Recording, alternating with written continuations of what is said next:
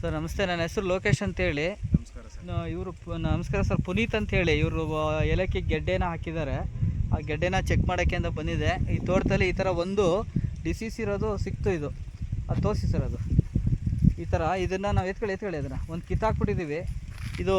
ಇದು ಏನಾಗಿದೆ ಅಂದರೆ ಸುಳಿ ಎಲ್ಲ ಒಂದು ಕಡೆಗೆ ಸೇರ್ಕೊಂಬಿಟ್ಟಿದೆ. ಇದು ಏನಕ್ಕಾಗಿದೆ ಏನು ಅಂತ ಈಗ ಎಲ್ಲನೂ ವಿವರಣೆ ಹೇಳ್ತೀನಿ ನಾನು.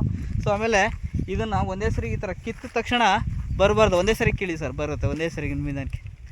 ಆ ಥರ ಕಿತ್ತಿದ ತಕ್ಷಣ ಬತ್ತು ಅಂದರೆ ಇಲ್ಲಿ ನೋಡಿ, ಇಲ್ಲಿ ಬೇರು ಬೆಳವಣಿಗೆ ಆಗಿರಲ್ಲ. ಈ ಬೇರು ಬೆಳವಣಿಗೆ ಯಾವಾಗ ಆಗಿರಲ್ಲ ಅದನ್ನು ತೊಗೊಳ್ಳಿ ಸರ್. ಈ ಎಲೆಗಳೆಲ್ಲ ಚಿಕ್ಕವಾಗಿರುತ್ತೆ.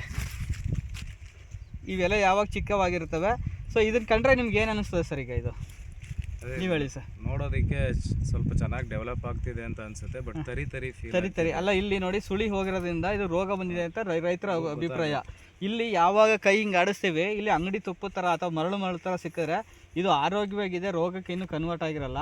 ಆದರೆ ಆರೋಗ್ಯ ಸಮಸ್ಯೆ ಇರುತ್ತೆ, ಜೊತೆಗೆ ಬೇರು ಬೆಳವಣಿಗೆ ಆಗಿರಲ್ಲ ಅಂತ ಇಲ್ಲಿ ನೋಡಿ ತೋರಿಸಿ ಕೆಳಗಡೆ ನೋಡಿ. ಇದು ಬೇರು ಬೆಳವಣಿಗೆ ಆಗಿಲ್ಲ ಅಂದರೆ ಸೊ ಆ ಥರ ಎಲೆಗಳು ಚಿಕ್ಕವಾಗಲಿಕ್ಕೆ ಕಾರಣ ಆಯ್ತವೆ. ಇದನ್ನು ಮೊದಲು ರೋಗ ಕನ್ವರ್ಟ್ ಆಗೋ ಬದಲು ಔಷಧಿ ಕೊಡೋ ಬದಲು ಮೊದಲು ಆಹಾರನ ಕೊಡಬೇಕು, ಗೊಬ್ಬರಗಳನ್ನು.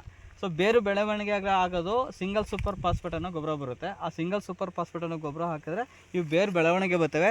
ನೋಡಿ, ಇದು ಯಾಕೆ ಹಿಂಗಾಗಿದೆ ಅಂದರೆ ಶೀತ ಜಾಸ್ತಿಯಾಗಿ. ನಾವು ಅಂದ್ಕೊಂಡ್ರೆ ಅದೇನೋ ಏನೋ ಆಗಿರ್ಬೋದು ಅಂತೀವಿ. ಇಲ್ಲಿ ಶೀತ ಜಾಸ್ತಿಯಾಗಿ ಆಗಿದೆ. ಅದೇ ನಾವು ಒಂದು ಕಳೆ ಕಿತ್ಕೊಂಡ್ರೆ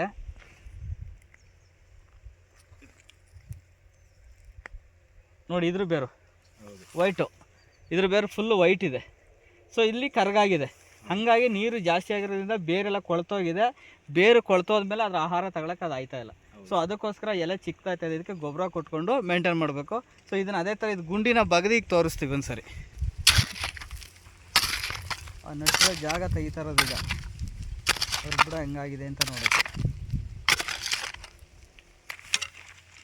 ನೋಡಿ. ಈಗ ಅದು ಬಗ್ದಿದ್ದೀವಿ. ಇಲ್ಲಿ ಶೀತ ಜಾಸ್ತಿ ಆಗಿದೆ ಅಲ್ವಾ? ಪೂರ್ತಿ ಎಲ್ಲ ಶೀತ ಜಾಸ್ತಿ ಆಗಿದೆ. ನೋಡಿ, ಮಣ್ಣು ಹಿಡ್ಕೊಳ್ಳಿ, ಮಣ್ಣು ಹಂಕಿ ಬಿಡಿ. ನೋಡಿ, ಇದು ಜಾಸ್ತಿ ಆಗಿದೆ, ಶೀತ ಜಾಸ್ತಿ ಆಗಿ ಅಲ್ಲಿ ಬೇರು ಕಪ್ಪು ಬಣ್ಣಕ್ಕೆ ಬಂದಿದೆ. ಎಲ್ಲ ಪೂರ್ತಿ ಎಲ್ಲ ಕೊಳ್ತೋಗಿದೆ. ಆದರೆ ಇದು ಗಡ್ಡೆಯಲ್ಲಿ ಪಕ್ಕದಲ್ಲಿ ಇನ್ನೊಂದು ಕಣ್ಣು ಬರ್ತದೆ. ಸೊ ಆ ಕಣ್ಣನ್ನು ಬಿಟ್ಕೊಂಡ್ರೆ ಕಂಟಿನ್ಯೂ ಆಗ್ತದೆ. ಸೊ ಇದಕ್ಕೆ ಬೇಕಾದಂಥ ಈಗ ಒಂದು COC ಒಂದು ಡ್ರಂಚಿಂಗು, COC ಸ್ಟೆಪ್ರೋಸೈಕ್ಲಿನು, ಇದು ರೋಗಗಳು ಹಾರದಂಗೆ ಈಗ ಒಂದು ಡ್ರಂಚಿಂಗ್ ಕೊಟ್ಕೊಂಡು ಗೊಬ್ಬರ ಕೊಟ್ಟರೆ ಆರಾಮಾಗಿ ಬರುತ್ತೆ ಸರ್. ಇದು ಓಕೆ ಸರ್, ಥ್ಯಾಂಕ್ ಯು.